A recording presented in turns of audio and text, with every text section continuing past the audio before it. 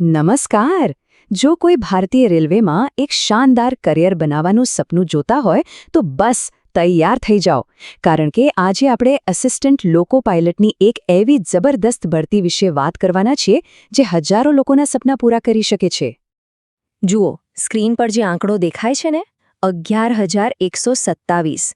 આ કોઈ નાનો સૂનો આંકડો નથી, આ તો તકોનો દરિયો છે. રેલવેએ આટલી મોટી સંખ્યામાં જગ્યાઓ બહાર પાડીને હજારો યુવાનો માટે સરકારી નોકરીના દરવાજા ખોલી નાખ્યા છે. મતલબ કે જે લોકો ટેકનિકલી ક્વોલિફાઈડ છે અને એક પાક્કી, સલામત સરકારી નોકરી શોધી રહ્યા છે, બસ સમજી લો કે આ તક એમના માટે જ છે. આ ખાલી એક નોકરી નથી, પણ એક સ્થિર અને ગૌરવશાળી ભવિષ્યની ખાતરી છે. તો ચાલો હવે આપણે આ ભરતીની એક જરૂરી વિગતને બારીકાઈથી સમજી લઈએ, જેથી કરીને કશું જ અગત્યનું છૂટી ન જાય. સારો, તો સૌથી પહેલા મુખ્ય વિગતો પર એક નજર નાખી લઈએ. જુઓ, ભરતી કોણ કરી રહ્યું છે? તો રેલવે રિક્રુટમેન્ટ બોર્ડ્સ એટલે કે RRBs. પોસ્ટનું નામ છે આસિસ્ટન્ટ લોકો પાયલટ.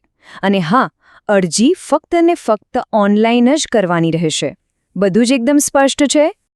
પણ હવે સૌથી મોટો સવાલ એ આવે છે કે આટલી સરસ પોસ્ટ માટે એપ્લાય કોણ કરી શકે? ચાલો, એના માટેના જે લાયકાતના માપદંડો છે એને બરાબર સમજી લઈએ. અહીંયા છે ને મુખ્યત્વે બે વસ્તુઓ પર ફોકસ કરવાનું છે. પહેલું છે શૈક્ષણિક લાયકાત. ધોરણ 10 પાસ હોવું જોઈએ અને સાથે સંબંધિત ટ્રેડમાં ITI અથવા ડિપ્લોમા કરેલો હોવો જોઈએ. અને બીજું છે ઉંમર, જે 18 થી 30 વર્ષની વચ્ચે હોવી જોઈએ. જો આ બંને શરતો પૂરી થતી હોય તો સમજો કે અરજી કરી શકાય છે. અને હા, અહીં એક રાહતની વાત પણ છે. જે અનામત કેટેગરીના ઉમેદવારો છે, જેમ કે SC, ST, OBC, એમના માટે સરકારી નિયમ પ્રમાણે ઉપરી વયમર્યાદામાં છૂટછાટ પણ મળશે. એની ચોક્કસ વિગતો માટે ઓફિશિયલ જાહેરાત જોઈ લેવી. ચાલો હવે એ વાત કરીએ જેમાં બધાને સૌથી વધારે રસ હોય છે, એટલે કે પગાર અને બીજા લાભો. આખરે આ નોકરીમાં મળશે શું? તો જુઓ, આ લેવલ 2ની પોસ્ટ છે, જેનો સીધો અર્થ છે કે શરૂઆતનો બેઝિક પગાર જ 19,900 રૂપિયા હશે. અને યાદ રાખજો, આ તો ખાલી બેઝિક છે. આની ઉપર મોંઘવારી ભથ્થું, ઘરબાડું ભથ્થું જેવા બીજા ઘણા ભથ્થા ઉમેરાશે, એટલે હાથમાં આવતો પગાર ઘણો સારો થઈ જશે. સારું, માની લો કે અરજી કરી દીધી. પછી શું? આસિસ્ટન્ટ લોકો પાયલટ બનવા સુધીનો રસ્તો કેવો હશે? ચાલો, એ આખી જે સિલેક્શન પ્રોસેસ છે એના પર એક નજર નાખીએ. જુઓ, આખી પ્રોસેસને 3 મેઇન સ્ટેજમાં વહેંચવામાં આવી છે.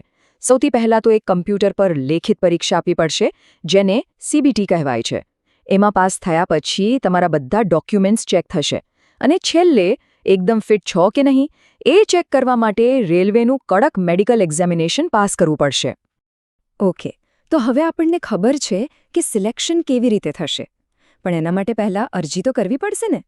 તો ચાલો જોઈએ કે ઓનલાઈન અરજી કરવાની પ્રોસેસ શું છે.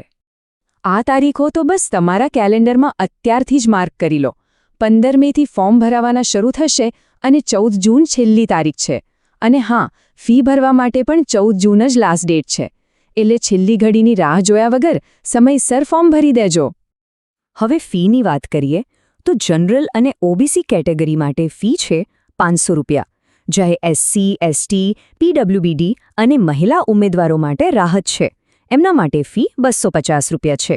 અને એક વાત ખાસ, પેમેન્ટ ફક્ત ઓનલાઈન જ કરવાનું રહેશે. અહીં રેલવે બોર્ડે એક બહુ જ અગત્યની સલાહ આપી છે. ફોર્મ ભરતી વખતે તમારું આધાર વેરિફિકેશન ચોક્કસ કરાવી લેજો.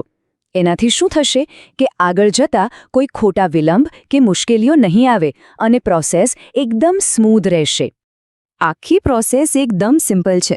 બસ આ 5 સ્ટેપ્સ ફોલો કરવાના છે. સૌથી પહેલાં ઓફિશિયલ વેબસાઇટ rrbapply.gov.in પર જાઓ. ત્યાં CEN 01-2026 માટે રજિસ્ટર કરો. પછી બધી વિગતો ભરીને ડોક્યુમેન્ટ્સ અપલોડ કરો. ઓનલાઈન ફી ભરો અને છેલ્લે ફોર્મ સબમિટ કરીને એની પ્રિન્ટ કાઢીને સાચવી રાખો.